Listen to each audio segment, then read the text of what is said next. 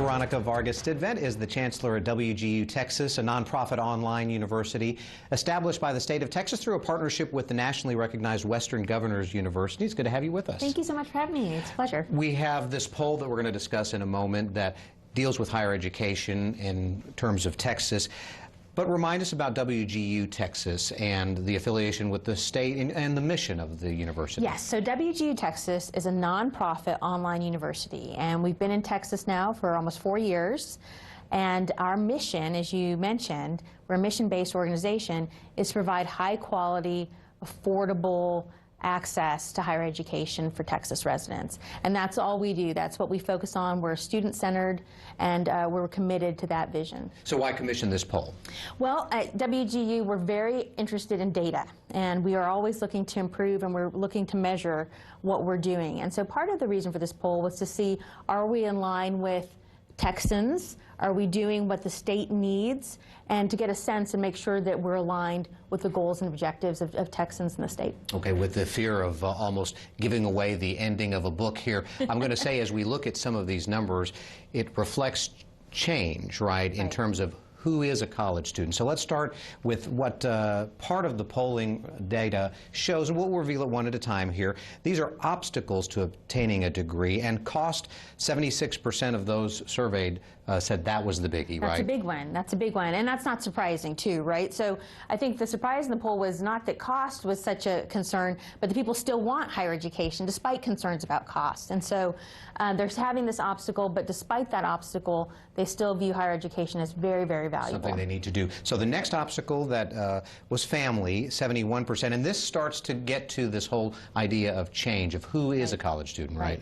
So we're not just thinking about 18 to 22-year-olds anymore. What we're really looking at is as demographics change and as our state grows, we do have a young population, but we have this huge population of non-traditional students. And in fact, they're becoming the majority of students now. The majority of students? The majority of students. So those are students who are not 18, who have not gone straight through from high school to college, who may have started but didn't finish, and those are the population whose needs really aren't being addressed. Okay, and given that, then the next one on this list here goes kind of hand in hand with that. You have a family, you work, right? So 69% said that that's the obstacle to getting this degree. So between work, family, and cost, we see that students are really trying to juggle all of this and still want that education, because education remains the pathway to economic success, to building a better life, to providing for your family, and they have these obstacles in the way. So what do we do about that? And last but not least on this obstacle list, and that is time. And I think we can all relate to that, but you know, almost 70% say that just trying to squeeze in that, given, I guess, family obligations and work, right? Work, right. So if you're working and you're working to provide for costs and you've got a family, and then you're trying to squeeze in time, and as you know, just trying to be anywhere when you have a family and a job at a certain time on a regular basis can be really, really tough, and so needing that flexibility. Okay, now a lot of those who are, you know, in this survey do work, as we see in that particular chart. So we want to get from this poll what the perception of the job that they have is right now, and that again gets to why they may be seeking a degree. So looking at that one, those who have a current job look at their current job as a stepping stone. 34% said that they're not basically satisfied with what they're doing right now. Right. So what you're saying is that you have a current job as a stepping stone or as a quote-unquote means to get by. And we saw that more in the cohort without the college degree. People with a college degree were more likely to say, I have a career, I'm on a path. And so you're seeing, what you're seeing there is respondents who say, I'm missing that degree, this isn't the job I want. And of those respondents, they viewed education as the way to get the job they want. And on that list then, among these 34%, they say that they do need to have that education or training to get where they're headed. Yes, yes. And then that goes back to the obstacles, right? They need more education. 67% of them say, I need more education or training to get what I want, to get the job I want, to really contribute.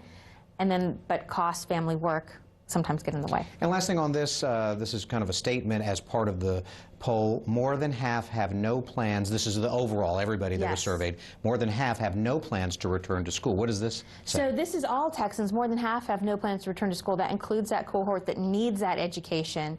And what you're seeing there is the reality of they don't have plans to return to school because of those obstacles. Cost, family, work, time, and so they don't have plans because they don't see a way of fitting in higher education to their current obligations. Okay, so we see the obstacles, we see some of the issues that prevent somebody from doing what they want to do here.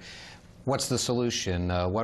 What's the call to action? Higher education has to change. We have to evolve to meet the needs of changing students.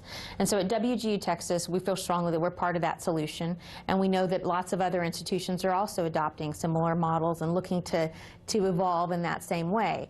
You have to provide affordable, flexible, high-quality education to meet the needs of those students. So for us, it's that online competency-based model that has a really heavy focus on mentoring, so that when students come in, they have a mentor, a faculty member who's in their field from day one to the time they graduate, who really helps them, guide them through the process, so that they can help shape their degree plan. When things are getting busy at work, they say, you can still do it, you got to do it, stay on track and focus, so that students can graduate affordably in the time frame that they want in an accelerated way and really meet all their educational goals. When you put out the poll, I know you also publicized the fact that the Texas Association of Business, Bill Hammond, the head guy there who's been on the show many times, what does he have to say about this poll and what you're basically talking about in terms of achieving a degree? Well, as you know, the Texas Association of Business is very interested in higher education and workforce development, and so they're very interested in looking at this and saying, okay, how do we develop the workforce?